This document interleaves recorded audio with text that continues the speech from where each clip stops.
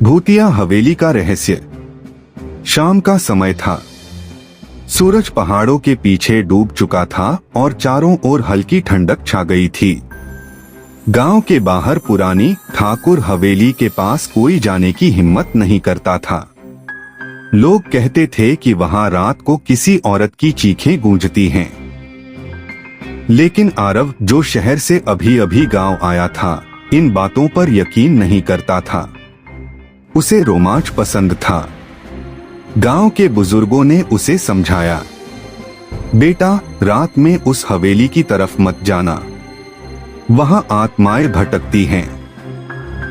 पर आरव ने मुस्कुराते हुए कहा, भूत कुछ नहीं होता चाचा जी। रात के 10 बजे हाथ में टॉर्च और कैमरा लेकर वह हवेली की ओर निकल पड़ा।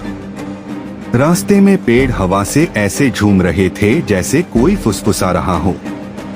जैसे जैसे वह हवेली के करीब पहुंचा, हवा और ठंडी होती गई।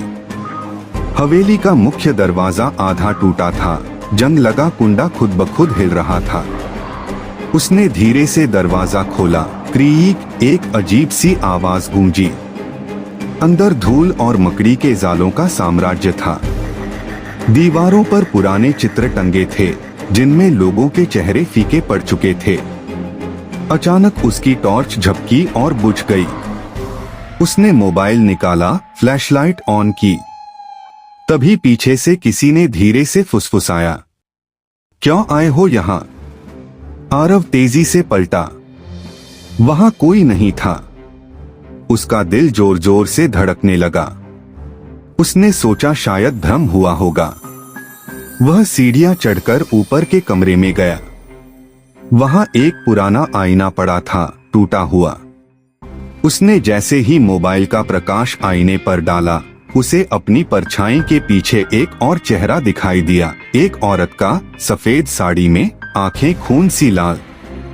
वह चीखा और नीचे भागने लगा, लेकिन दरवाजा अपने आप बंद हो गया। चारों ओर सन्नाटा।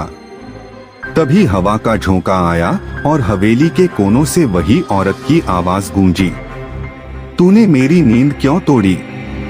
आरव ने कांपते हुए पूछा, कौन हो तुम? आवाज आई, मैं इस हवेली की मालकिन थी। मेरे पति ने मुझे यहीं जिंदा दीवारों में चुनवा दिया था। आज तक कोई मेरी आत्मा को मुक्त नहीं कर पाया। अचानक दीवारें हिलने लगीं, जैसे कोई अंदर से उन्हें तोड़ने की कोशिश कर रहा हो। आरव ने पूरी ताकत लगाकर दरवाजा खोला और भागा। बाहर आकर वह गिर पड़ा, सांसें तेज, आंखों में भय। अगली सुबह गांव वाले उसे हवेली के बाहर बेहोश मिले। उसने बस इतना कहा, वह सच में वहां है। तब से कोई भी ठाकुर हवेली की तरफ नहीं गया। और जब भी रात में हवा चलती है, हवेली से वही धीमी फुसफुसाहट सुनाई देती है। क्यों आए थे यहाँ? आरव को ठाकुर हवेली के बाहर बेहोश पाए हुए 3 दिन हो चुके थे। जब होश आया तो वह लगातार बुरे सपने देखने लगा। हर रात वही सफेद साड़ी वाली औरत उसके सपने में आती और कहती, मुझे मुक्त करो।